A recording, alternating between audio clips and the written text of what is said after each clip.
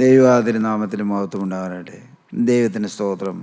കർത്താവായ യേശുക്രിസ്തുവിൻ്റെ തിരുവചനത്തിൻ്റെ കീഴിലായിരിക്കുവാൻ ഒരവസരം കൂടി കർത്താവ് നമുക്ക് തന്നിരിക്കുന്നു. നമുക്ക് കർത്താവിനെ സ്തുതിക്കാം, സ്തോത്രം ചെയ്യാം. നമുക്ക് അല്പസമയത്തെ ചിന്തയ്ക്കായിട്ട് യെശയ്യാ പ്രവാചകൻ്റെ പുസ്തകം 53-ാം അധ്യായത്തിൻ്റെ 11-ാമത്തെ വാക്യത്തിൻ്റെ ആദ്യ ഭാഗം വായിച്ചേക്കാം. യെശയ്യാ 53:11. അവൻ തൻ്റെ പ്രയത്നഫലം കണ്ട് തൃപ്തനാകും. അവൻ തൻ്റെ പ്രയത്നഫലം കണ്ട് തൃപ്തനാകും. ദൈവത്തിന് സ്തോത്രം.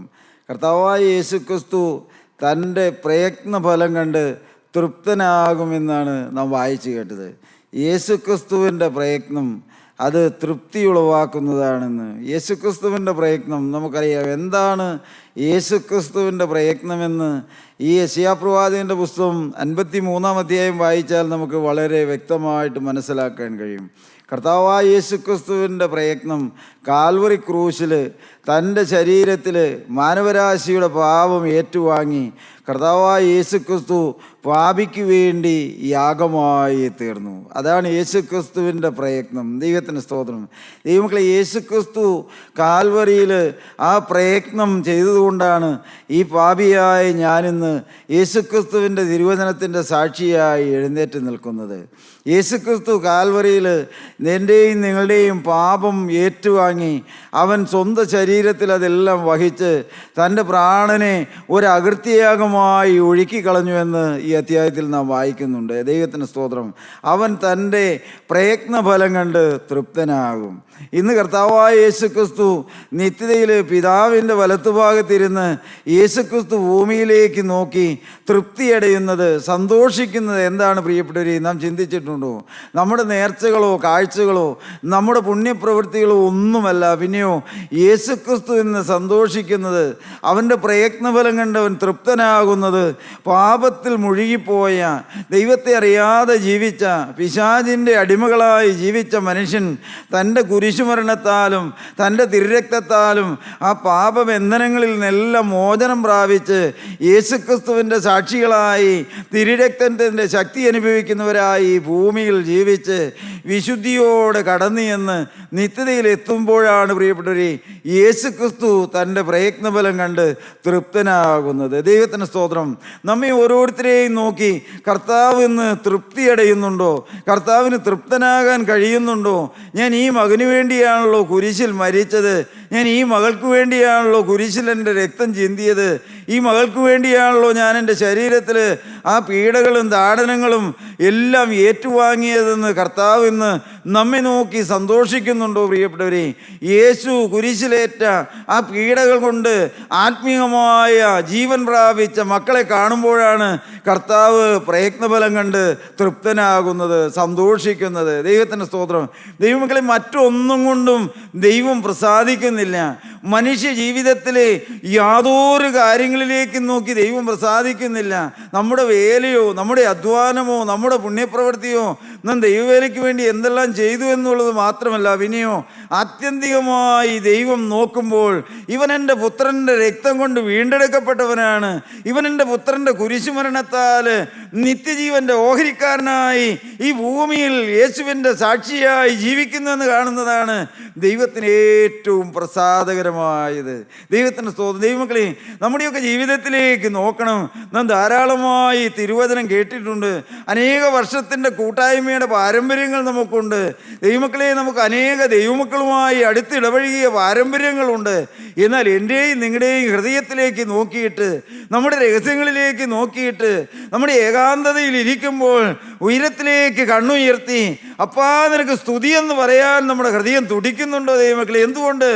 ഈ നിസാരനായി എന്നെ യേശു സ്നേഹിച്ചല്ലോ, ഈ പാപിയായി എന്നെ യേശു രക്തം കൊടുത്ത് വിലയ്ക്ക് വാങ്ങിയല്ലോ, യോഗ്യതയില്ലാത്ത എനിക്ക് വേണ്ടി പരമയോഗ്യനായ കുറ്റം തൊട്ടു തീണ്ടാത്ത യേശുക്രിസ്തു കാൽവറിയിൽ യാഗമായി തീർന്നല്ലോ എന്ന്.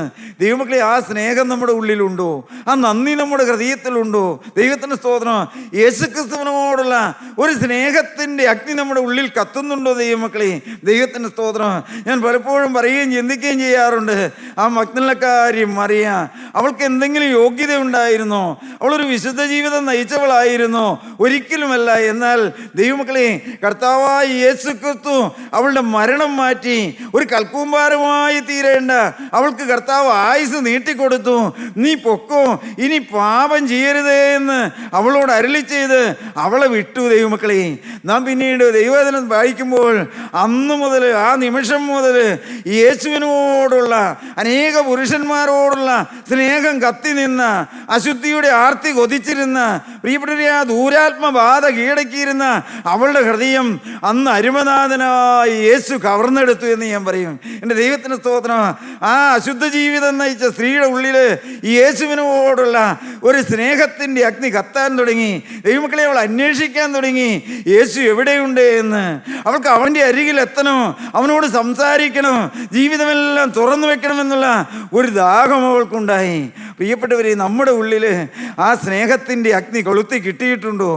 യേശുവിനോടുള്ള സ്നേഹം ഈ ലോകത്തേക്കാൾ, മക്കളേക്കാൾ, ഭാര്യയേക്കാൾ, നമ്മുടെ സമ്പത്തിനേക്കാൾ, നമ്മുടെ ആരോഗ്യത്തെക്കാൾ, നമ്മുടെ കഴിവുകളേക്കാൾ, ഈ ലോകത്തിലുള്ള സകലത്തിനേക്കാളും അധികമായി എന്നെ സ്നേഹിക്കുന്ന എൻ്റെ യേശുവിനോടുള്ള ഒരു സ്നേഹത്തിൻ്റെ അഗ്നി നമ്മുടെ ഉള്ളിൽ കത്തുന്നുണ്ടോ? ഈ മക്കളെ നാം ചിന്തിക്കണം. ആ സ്നേഹത്തിൻ്റെ അഗ്നി നമ്മുടെ ഉള്ളിൽ കത്തി കിട്ടിയിട്ടില്ല എങ്കിൽ നമുക്ക് പാപത്തെ ജയിക്കാൻ കഴിയുകയില്ല, നമുക്ക് ലോകത്തെ ജയിക്കാൻ കഴിയുകയില്ല, നമുക്ക് വിശുദ്ധ ജീവിതം നയിക്കാൻ കഴിയുകയില്ല. ക്രിസ്തീയ ജീവിതം നമുക്കൊരു ഭാരമായിരിക്കും. പ്രിയപ്പെട്ടവരെ, ഈ സ്നേഹാഗ്നി നമ്മുടെ ഉള്ളിൽ കത്തി കിട്ടാത്തിടത്തോളം കാലം. ദൈവത്തിന് സ്തോത്രം. യേശു ക്രിസ്തു എന്നെ സ്നേഹിക്കുന്നു എന്ന്. ദൈവമക്കളെ, വലിയൊരു മർമ്മമാണത്. അഖിലാണ്ടത്തിൻ്റെ ഉടയവൻ എൻ്റെ ദൈവത്തിന് സ്തോത്രം എന്നെ അറിയുന്നു വ്യക്തിപരമായി, എന്നെ സ്നേഹിക്കുന്നു വ്യക്തിപരമായി. ദൈവത്തിന് സ്തോത്രം. ദൈവമക്കളെ, അതെത്ര ഉന്നതമായൊരു കാഴ്ചപ്പാടാണ്. ദൈവത്തിന് സ്തോത്രം.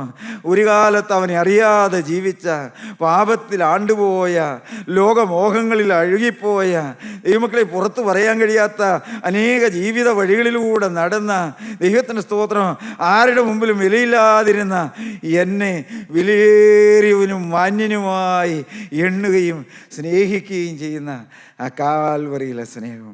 ദൈവമക്കളെ, നിങ്ങളുടെ ഹൃദയത്തിൽ നല്ല സന്തോഷമുണ്ടോ, പ്രത്യാശയുണ്ടോ? യേശു കുരിശിൽ മരിച്ചതുകൊണ്ട് എനിക്ക് പാപമോചനം ലഭിച്ചല്ലോ എന്ന്. യേശു കുരിശിൽ മരിച്ചതുകൊണ്ട് എൻ്റെ കഴിഞ്ഞ കാലങ്ങളെല്ലാം കഴുകി കിട്ടിയല്ലോ എന്ന്. യേശു കുരിശിൽ അവൻ്റെ കുറ്റമില്ലാത്ത രക്തം ചെന്തിയതുകൊണ്ട് എൻ്റെ കഠിനമേറിയ പാപങ്ങളെല്ലാം മായ്ക്കപ്പെട്ടുവല്ലോ എന്ന്. ദൈവത്തിന് സ്തോത്രം. ദൈവമക്കളെ, ഇതാർക്കെങ്കിലും പറഞ്ഞു തരാൻ കഴിയുമോ? ആർക്കെങ്കിലും എടുത്തു തരാൻ കഴിയുമോ? ഒരിക്കലുമില്ല. നമുക്ക് വ്യക്തിപരമായി യേശുക്രിസ്തു തരുന്ന അനുഭവമാണത്. എൻ്റെ പാപമെല്ലാം കഴുകിയെന്ന്, എൻ്റെ പാപമെല്ലാം ക്ഷമിച്ച് കിട്ടിയെന്ന്. ഞാൻ തികഞ്ഞവനായതുകൊണ്ടാണോ? അല്ല ദൈവമക്കളെ, ദൈവത്തിന് സ്തോത്രം. എന്നാൽ യേശുക്രിസ്തു എന്നെ സ്നേഹിക്കുന്നു. അവൻ തൻ്റെ പ്രയത്നഫലം കണ്ട് തൃപ്തനാകും. ദൈവത്തിന് സ്തോത്രം. 6-ാമത്തെ വാക്യം നമുക്ക് വായിച്ചു കേൾക്കാം. നാം എല്ലാവരും ആടുകളെ പോലെ തെറ്റിപ്പോയിരുന്നു. മനുഷ്യരെല്ലാവരും ആടുകളെ പോലെ തെറ്റിപ്പോയിരുന്നു. നാം ഓരോരുത്തരും താന്താന്റെ വഴിക്ക് തിരിഞ്ഞിരുന്നു. എന്നാൽ യഹോവ നമ്മുടെ എല്ലാവരുടെയും അകൃത്യം അവന്റെ മേൽ ചുമത്തി. ദൈവത്തിന് സ്തോത്രം. മനുഷ്യൻ താന്താങ്ങളുടെ വഴികളിൽ ബോധിച്ചതുപോലെ പാപത്തിൽ ദൈവത്തെ വിട്ട് ജീവിച്ചു. എന്നാൽ ദൈവത്തിൻ്റെ വചനം പറയുകയാണ്, എന്നാൽ യഹോവ നിത്യനായ ദൈവം നമ്മുടെ അകൃത്യമെല്ലാം അവൻ്റെ മേൽ ചുമത്തിയെന്ന്. അരുമകുമാരനായ സ്വർഗത്തിൽ നിന്നിറങ്ങി വന്ന, പാപം തീണ്ടാത്ത ദൈവത്തിൻ്റെ കുഞ്ഞാടാകുന്ന യേശുക്രിസ്തുവിൻ്റെ മേൽ നമ്മുടെ അകൃത്യമെല്ലാം പിതാവായ ദൈവം ചുമത്തിയെന്ന്. എൻ്റെ ദൈവത്തിൻ്റെ സ്തോത്രം.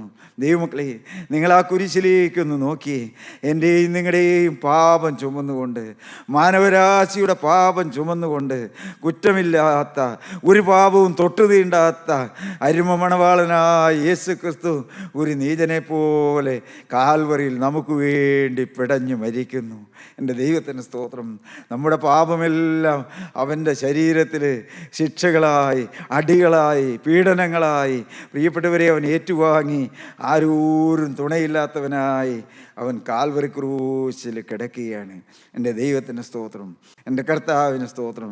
ദൈവമക്കളെ, നമുക്കറിയാം, ഒരു ആടിനെ കുളിപ്പിക്കുക എന്ന് പറഞ്ഞാൽ ഒരിക്കലും അതിന് ഇഷ്ടമുള്ള കാര്യമല്ല. എന്നാൽ ഞാൻ വായിക്കുകയുണ്ടായി, ഒരാടിനെ അതിൻ്റെ രോമം കർത്തിരിക്കുക എന്ന് പറഞ്ഞാൽ അത് ആടിന് വളരെ സുഖകരമായ ആനന്ദപ്രദമായ ഒരനുഭവമാണെന്ന്. നമ്മുടെ കർത്താവിനെ കുറിച്ച് പറയും, അവൻ രോമം കർത്തിരിക്കുന്നവരിൽ മിണ്ടാതിരിക്കുന്ന ആടിനെ പോലെ നമ്മുടെ കർത്താവ് ഇതെല്ലാം ഏറ്റുവാങ്ങിയിട്ട് വായി തുറക്കാതിരുന്നു. ദൈവമക്കളെ, അവൻ കുരിശിൽ മരണം ആസ്വദിക്കുകയായിരുന്നു. എന്തിനു വേണ്ടി? പാപിക്ക് വേണ്ടി, മാനവരാശിയെ പാപത്തിൽ നിന്ന് വീണ്ടെടുക്കുവാൻ വേണ്ടി. പിശാചിൻ്റെ അടിമത്തത്തിലായി പോയ മാനവനെ രാശിയെ നിത്യ സ്വർഗത്തിൻ്റെ അവകാശികളാക്കി തീരുവാൻ. ദൈവമക്കളെ, ആദിമ മനുഷ്യനായ ആദാമിന് നഷ്ടപ്പെട്ടു പോയ ആ സ്വർഗീയ പറുദീസ നമുക്ക് മടക്കി തരുവാൻ കർത്താവ് കാൽവരി ക്രൂശിൽ മരണം ആസ്വദിച്ചു. ദൈവമക്കളെ, അവൻ തൻ്റെ പ്രയത്നഫലം കണ്ട് തൃപ്തനാകും. ദൈവത്തിന് സ്തോത്രം. കർത്താവായ യേശു ക്രിസ്തു ഭൂമിയിലേക്ക് വരാനുണ്ടായ കാരണം എന്താണ്? ദൈവത്തിന് സ്തോത്രം. മൃഗങ്ങളുടെ യാഗങ്ങളിൽ ഞാൻ പ്രസാദിക്കുന്നില്ലെന്ന് ദൈവം പറഞ്ഞപ്പോൾ പുത്രൻ പറഞ്ഞു, ഇതാ ഞാൻ വരുന്നു. കർത്താവിൻ്റെ മനുഷ്യാവതാരവും പുനരുത്ഥാനവും എല്ലാം പഴയ നിയമത്തിൽ കൃത്യമായി രേഖപ്പെടുത്തി വെച്ചിട്ടുണ്ട്. ദൈവത്തിന് സ്തോത്രം. യേശുക്രിസ്തു ജനിക്കുന്നതിന് എത്രയോ വർഷങ്ങൾക്ക് മുമ്പ് പ്രിയപ്പെട്ട യേശുക്രിസ്തുവിൻ്റെ മനുഷ്യാവതാരവും അവൻ്റെ കുരിശുമരണവും അവൻ്റെ പരമബലിയും പുനരുത്ഥാനവും എല്ലാം കൃത്യമായി തിരുവചനത്തിൽ രേഖപ്പെടുത്തി വെച്ചിരിക്കുന്നു. യേശുവിന് മാത്രമേ പിതാവായ ദൈവത്തിൻ്റെ ഇഷ്ടം പൂർണ്ണമായി നിറവേറ്റാൻ കഴിയുകയുള്ളൂ. പ്രിയപ്പെട്ട മനുഷ്യൻ്റെ പാപം യാഗങ്ങൾ കൊണ്ട് പൂർണ്ണമായി പരിഹരിക്കാൻ കഴിയാത്തതുകൊണ്ട് കർത്താവായ യേശുക്രിസ്തു പറഞ്ഞു, ഞാൻ ഭൂമിയിലേക്ക് പോകാമെന്ന്, ഞാനൊരു യാഗമൃഗമായി തീരാമെന്ന്. നമുക്ക് വായിച്ചു കേൾക്കാം. 40-ാം സങ്കീർത്തനത്തിൻ്റെ 6 മുതലുള്ള വാക്യങ്ങൾ വായിക്കാം. ഹനനയാഗവും ഭോജനയാഗവും നീ ഇച്ഛിച്ചില്ല. ഹനനയാഗവും ഭോജനയാഗവും നീ ഇച്ഛിച്ചില്ല. നീ ചെവികളെ എനിക്ക് തുളച്ചിരിക്കുന്നു. ഹോമയാഗവും പാപയാഗവും നീ ചോദിച്ചില്ല. അപ്പോൾ ഞാൻ പറഞ്ഞു, ഇതാ ഞാൻ വരുന്നു. കർത്താവായ യേശുക്രിസ്തു പറയുകയാണ്, ഇതാ ഞാൻ വരുന്നു. പിതാവായ ദൈവം ഇഷ്ടപ്പെടാത്ത, വെറുക്കുന്ന, മനുഷ്യൻ്റെ ഹൃദയമില്ലാത്ത, ആത്മാർത്ഥതയില്ലാത്ത യാഗങ്ങളിലെല്ലാം എനിക്ക് വെറുപ്പാകുന്നു. അപ്പോൾ യേശുക്രിസ്തു പറയുകയാണ്, ഇതാ ഞാൻ വരുന്നു. പുസ്തകച്ചുരുളിൽ എന്നെക്കുറിച്ച് എഴുതിയിരിക്കുന്നു. ദൈവത്തിന് സ്തോത്രം. പുസ്തകച്ചുരുളിൽ എന്നെക്കുറിച്ച് എഴുതിയിരിക്കുന്നു. ദൈവത്തിന് സ്തോത്രം. നമുക്ക് വായിക്കാം. കോരിന്ത്യർക്ക് എഴുതിയ 1-ാമത്തെ ലേഖനം 15-ാം അധ്യായത്തിൻ്റെ 3-4 വാക്യങ്ങൾ വായിക്കാം. യേശുക്രിസ്തു ഈ ഭൂമിയിലേക്ക് വരുന്നെന്ന്, കർത്താവായ യേശുക്രിസ്തു മനുഷ്യൻ്റെ പാപം പേറുവാൻ ഭൂമിയിലേക്ക് വന്നു. വായിക്കാം. ക്രിസ്തു നമ്മുടെ പാപങ്ങൾക്ക് വേണ്ടി തിരുവെഴുത്തുകളിൻ പ്രകാരം മരിച്ചു, അടക്കപ്പെട്ടു. തിരുവെഴുത്തുകളിൻ പ്രകാരം 3-ാം നാൾ ഉയർത്തെഴുന്നേറ്റു. ദൈവത്തിന് സ്തോത്രം. ക്രിസ്തു നമ്മുടെ പാപങ്ങൾക്ക് വേണ്ടി തിരുവെഴുത്തുകളിൻ പ്രകാരം മരിച്ചു, അടക്കപ്പെട്ടു. തിരുവെഴുത്തുകളിൻ പ്രകാരം 3-ാം നാൾ ഉയർത്തെഴുന്നേറ്റു. ദൈവത്തിന് സ്തോത്രം. ദൈവമക്കളെ, എന്താണ് കർത്താവായ യേശുക്രിസ്തു ഈ ഭൂമിയിലേക്ക് വരികയും കുരിശുമരം ഏറ്റുവാങ്ങുകയും ചെയ്യേണ്ടി വന്നത്? ദൈവത്തിന് സ്തോത്രം. എബ്രായർക്ക് എഴുതിയ ലേഖനം 9-ാം അധ്യായത്തിൻ്റെ 9-ാമത്തെ വാക്യം നമുക്ക് വായിച്ചേക്കാം. അവിടെ രേഖപ്പെടുത്തി വെച്ചിട്ടുണ്ട് പഴയ യാഗങ്ങളെക്കുറിച്ച്. പഴയ യാഗങ്ങളുണ്ട് മനുഷ്യന്, അവൻ്റെ മനസ്സിന് പൂർണ്ണമായ ഒരു സന്തോഷമോ, പ്രിയപ്പെട്ടവരെ, ദൈവത്തിൽ നിന്ന് എൻ്റെ പാപം മോചിച്ച് കിട്ടിയെന്നുള്ളതില്ല ഒരു സന്തോഷമോ ഉറപ്പോ ലഭിക്കാതിരുന്ന ഒരു കാലമായിരുന്നു എന്ന് വായിക്കാം. ആ കൂടാരം ഈ കാലത്തേക്ക് ഒരു സാദൃശ്യമത്രേ.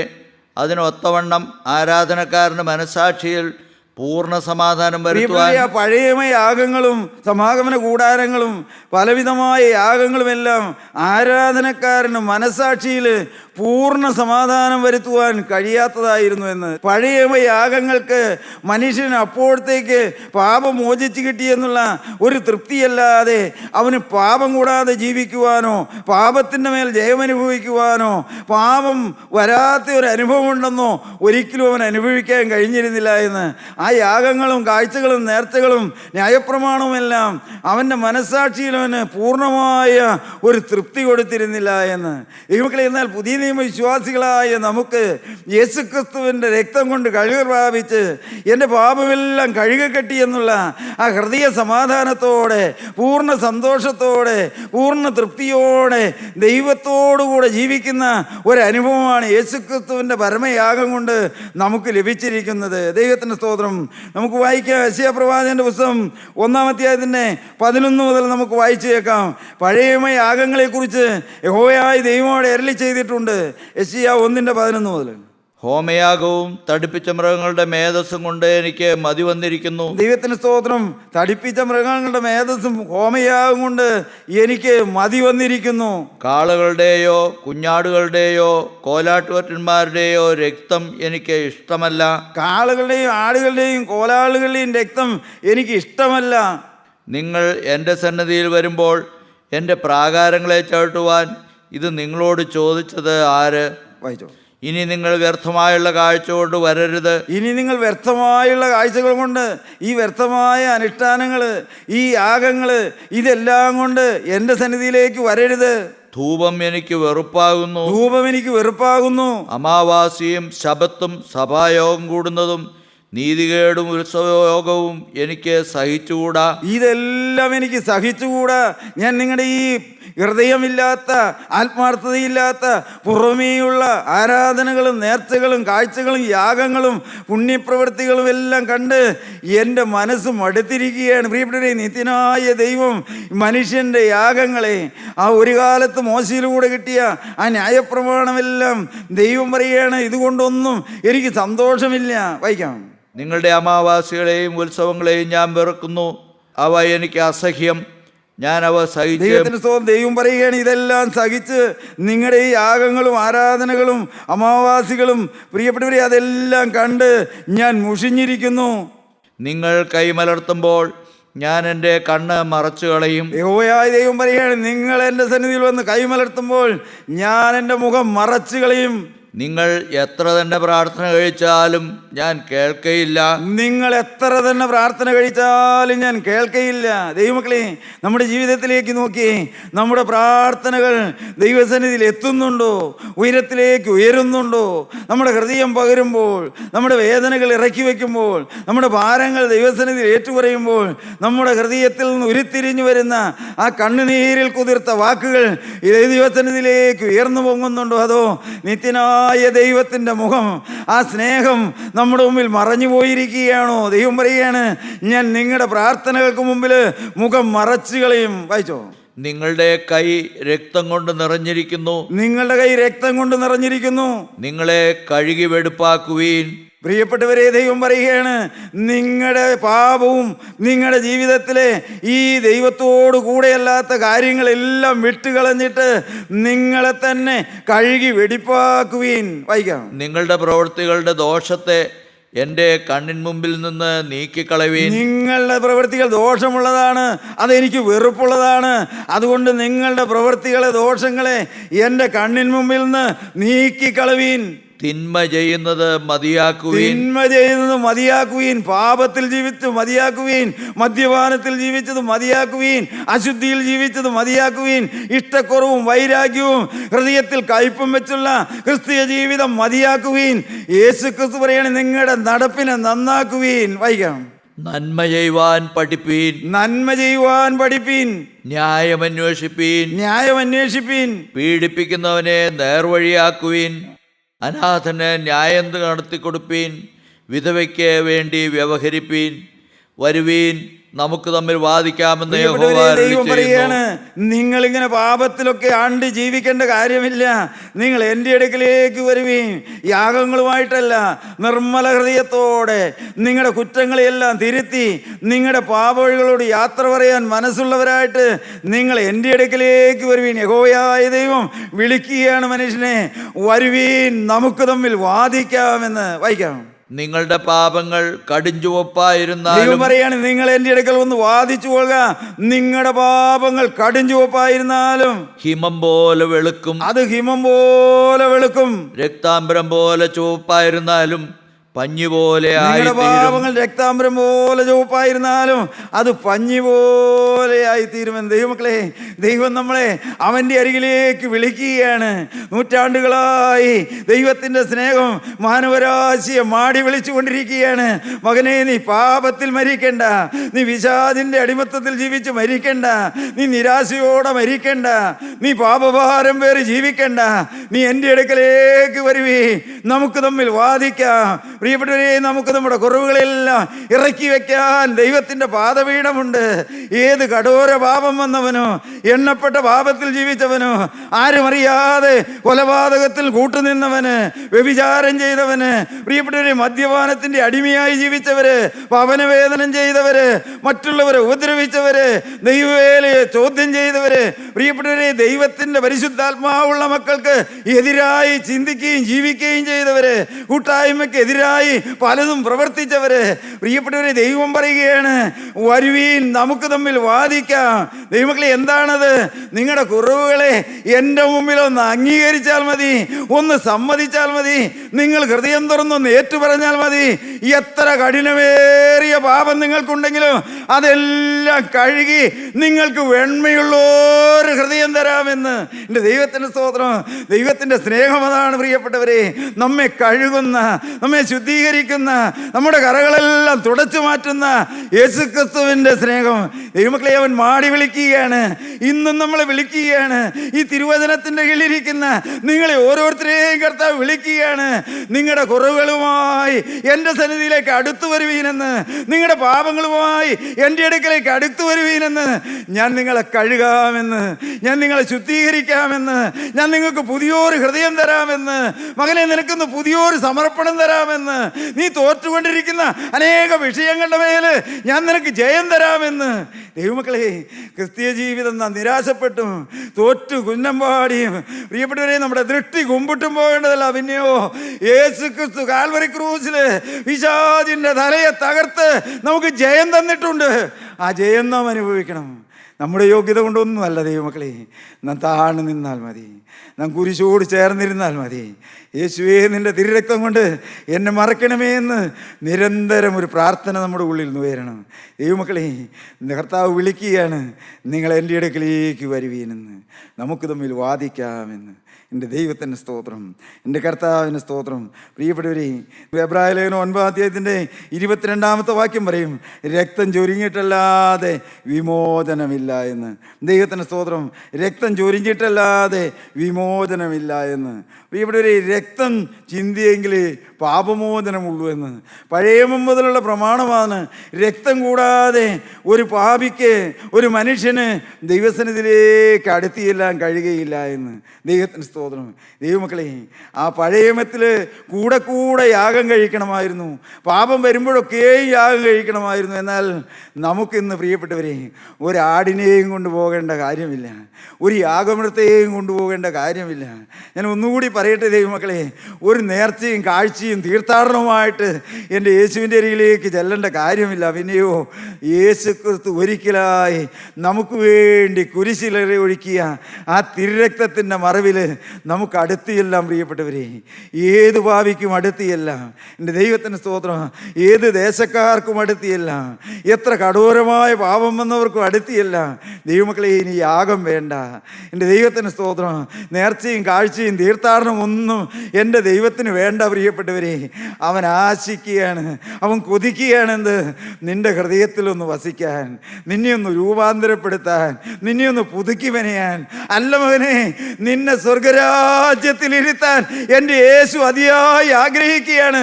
അതുകൊണ്ടാണ് നിന്നെ കൊണ്ടു നടക്കുന്നത്. ഞാൻ നിങ്ങളോട് പറയട്ടെ ദൈവമക്കളെ, നിങ്ങളൊരു 10 കൊല്ലം വന്നു, നിങ്ങൾക്ക് ഈ അനുഭവങ്ങളൊന്നും കിട്ടിയിട്ടില്ല എന്ന് വെച്ച് നിങ്ങളാരും നിരാശപ്പെട്ടു പോകരുത്, പുറകോട്ട് മാറരുത്. ക്രിസ്തീയ ജീവിതത്തിൻ്റെ ആഴമുള്ള കാര്യങ്ങൾ പലതും പല ദൈവമക്കളും പറയുമ്പോൾ നിങ്ങൾ നിരാശപ്പെട്ടു പോകരുത്. നിങ്ങൾ കുരിശിലേക്ക് നോക്കി പ്രാർത്ഥിക്കണം. കർത്താവേ, നീ എനിക്ക് വേണ്ടിയും കൂടിയല്ലേ കുരിശിൽ മരിച്ചതെന്ന്, നീ എനിക്ക് വേണ്ടിയും കൂടിയല്ലേ കാൽവറിയിൽ രക്തം ചിന്തിയതെന്ന്, എന്നോട് കരുണ തോന്നണമേ എന്ന്. ദൈവമക്കളെ, ഞാൻ നിങ്ങളോട് പറയട്ടെ, ഒരിക്കലും നാം നിരാശപ്പെട്ടു പോകരുത്, ഒരിക്കലും കൂട്ടായ്മ വിട്ടു പോകരുത്, വചനം വിട്ടു പോകരുത്. നിങ്ങൾക്ക് എന്തെല്ലാം കഴിവുകളുണ്ടെന്ന് തോന്നിയാലും വചനം മുടക്കരുത് പ്രിയപ്പെട്ടവരെ. എന്തെല്ലാം അറിയാമെന്ന് പറഞ്ഞാലും കൂട്ടായ്മയുടെ ശക്തി അത് വേറെയാണ് ദൈവമക്കളെ. അത് നാം ഒരിക്കലും വിട്ടുപോകരുത്. ദൈവമക്കളെ, നാം കർത്താവിൻ്റെ തിരുമുഖത്ത് നിന്ന് കണ്ണു പറിക്കരുത്. യേശുക്രിസ്തുവിൻ്റെ ആണിപ്പാടുകളിൽ നിന്ന് നമ്മുടെ കണ്ണു പറയരുത്. എൻ്റെ ദൈവത്തിൻ്റെ സ്തോത്രം. അവൻ ഏറ്റവും തന്നെത്താൻ താഴ്ത്തി കുരിശിൽ വെച്ച് പ്രിയപ്പെട്ടവരെ. അതുകൊണ്ട് പിതാവായ ദൈവം അവനെ ഏറ്റവും ഉയർത്തിയെന്ന് ഫിലിപ്പിയർക്ക് എഴുതിയ ലേഖനത്തിൽ നാം വായിക്കുന്നുണ്ട്. ദൈവത്തിന് സ്തോത്രം. കാൽവരി ക്രൂശിൽ യേശു യേശു തൻ്റെ പ്രയത്നഫലം കണ്ട് തൃപ്തനാകുമെന്ന് നമുക്ക് വായിക്കാം. ഫിലിപ്പിയർക്ക് എഴുതിയ ലേഖനം 2-ാം അധ്യായത്തിൻ്റെ 6-ാമത്തെ വാക്യം മുതൽ വായിക്കാം. അവൻ ദൈവരൂപത്തിലിരിക്കെ, അതിൻ്റെ തൊട്ടു മുമ്പിലുള്ള വാക്യം പറയും, പ്രിയപ്പെട്ടവരെ, ക്രിസ്തു യേശുവിലുള്ള ഭാവം തന്നെ നിങ്ങളിലും ഉണ്ടാകട്ടെ. അതിൻ്റെ താഴെയാണ് ഇത് പറഞ്ഞിരിക്കുന്നത്. എന്ത്? അവൻ്റെ താഴ്മ നമുക്കുണ്ടാകണം. യേശു നിന്നതുപോലെ നമുക്ക് നിൽക്കാൻ കഴിയണം. യേശു പ്രിയപ്പെട്ടവരെ എല്ലാവരാലും നിന്നയേറ്റു, അവഗണനയേറ്റു, പരിഹാസമേറ്റു, ചാട്ടവാറ് കൊണ്ട് അടിയേറ്റു, കുന്തം കൊണ്ട് കുത്തുകളേറ്റു, ആണികളേറ്റു. പ്രിയപ്പെട്ടവരെ, അവൻ്റെ മുഖത്ത് സൃഷ്ടികളായ മനുഷ്യൻ തുപ്പി. എൻ്റെ ദൈവത്തിൻ്റെ സ്തോത്രം. അവൻ്റെ സൃഷ്ടികളായ മനുഷ്യൻ അവൻ്റെ കന്നത്തടിച്ചു.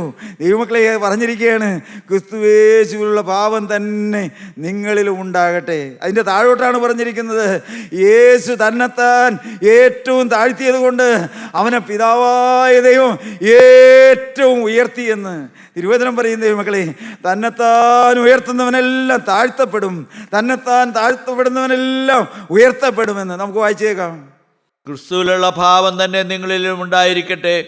അവൻ ദൈവരൂപത്തിലിരിക്കെ, യേശു ദൈവരൂപത്തിൽ ദൈവത്തോടു കൂടെ ഇരുന്നവനാണ്. വായിക്കാം. ദൈവത്തോടുള്ള സമത്വം മുറുകെ പിടിച്ചുകൊള്ളണമെന്ന് വിചാരിക്കാതെ, അവൻ ദൈവത്തോടു കൂടെ എന്നും ഇരിക്കണമെന്ന് വിചാരിക്കാതെ ദാസരൂപമെടുത്ത് മനുഷ്യ സാദൃശ്യത്തിലായി, മനുഷ്യനായി, കേവലം ഒരു മനുഷ്യനായി. പ്രിയപ്പെട്ടവരെ, ദൈവപുത്രനായ യേശു ദൈവമായിരിക്കെ തന്നെ അവൻ മനുഷ്യനായി ഭൂമിയിലേക്ക് വന്നു.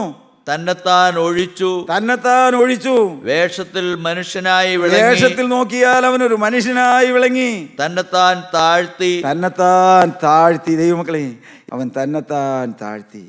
അവൻ അവസാന അത്താഴ സമയത്ത് അവൻ അരയിലൊരു തൂർത്ത് ചുറ്റി എൻ്റെ പ്രിയപ്പെട്ട ശിഷ്യന്മാരുടെ കാലുകളെല്ലാം കഴുകി.